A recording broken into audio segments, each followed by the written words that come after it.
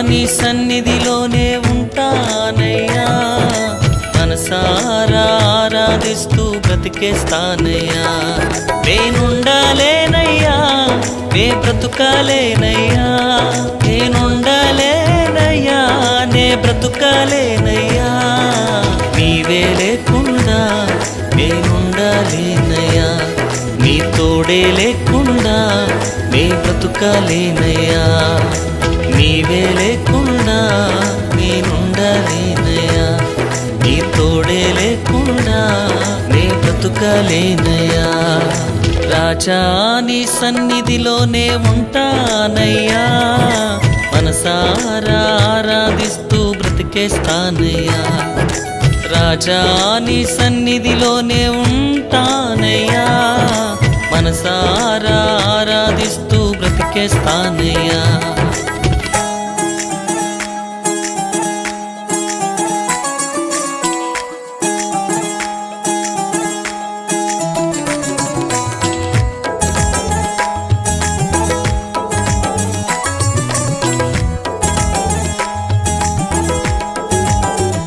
స్త్రీలు, 10,000 మంది పిల్లలు, మొత్తం 20,000 మందికి టిఫిన్ తీసుకురావాలంటే జరిగే పని కాదు. అందుకని అయ్యా నా అశక్తిని గమనించండి అయ్యా, అంతమందికి నేను తీసుకురానప్పుడు మీ దగ్గర ఏమైనా ఉన్నదా? ఉందయ్యా? ఏముంది? 5 రొట్టెలు 2 చేపలు ఉన్నాయ్యా. 5 రొట్టెలు 2 చేపలు ఉన్నాయి. మొత్తాన్ని 100గా కూర్చోబెట్టు. ఏసయ్యా అవి ఎత్తుకొని ఆకాశానికి ప్రార్థన చేయగా అందరూ 20,000 మంది తిన్నా కూడా 12,000 గంపలు ఇంకా మిగిలినట్లుగా మనం గమనించాలి. శిష్యులు 2 విషయాలు చూశారు. ఒకటి యోహాను తలకొడత, ఒకటి రెండవది యేసు చేసిన మహా ఘనకార్యం. వారు అందుకే ఈ దగ్గర ఉన్నట్టయితే భయం పోతుంది, రెండవది ఆశీర్వాదం వస్తుంది.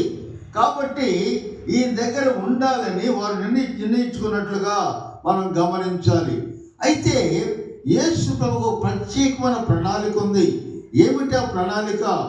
యోహాను గురించి ఒక ప్రాంతానికి వెళ్ళి, కొండ మీదకి వెళ్ళి ఆయన గురించి ప్రార్థించాలి. విలాపం చెందుతున్నాడు. తనకు బాప్తిస్మం ఇచ్చిన యోహాన్ని తల కొట్టేసి ఒక హెరోది అయినటువంటి స్త్రీ ఆమె తప్పును బయట పెట్టినందుకు తల కొట్టించిన బాధ ఆయన మనసులో ఉంది కనుక మీరు వెళ్ళండి అంటే శిష్యులు వెళ్ళకపోవటం వల్ల బలవంతం చేసి వాళ్ళు పంపించేసాడు బలవంతంగా. మనం గమనించినట్లయితే 22వ వచనములో పంపించను. ఎక్కడికి? అద్దరికి పంపించను. దేని మీద? దోణి మీద పంపించను. ఏం చేశాడు ఆయన? సముద్రములో అలలు క్రియేట్ చేశాడు. ఇక్కడ గమనించినట్లయితే యేసు దేవుడు 9 గంటలు ప్రార్థించాడు. 9 గంటలు. మనం చూద్దాం 25వ వచనములో రాత్రి 4వ జామున అంటే ఇశ్రాయేల్ లెక్క ప్రకారం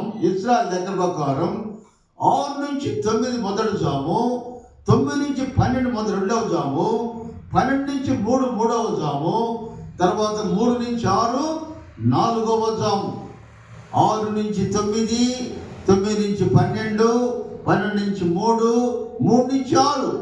యేసు దేవుడు శాంతిని పంపించి మొదట 3 జాములు ప్రార్థన చేశాను. అంటే సుమారుగా 9 గంటలు ఆయన ప్రార్థన చేశాడు.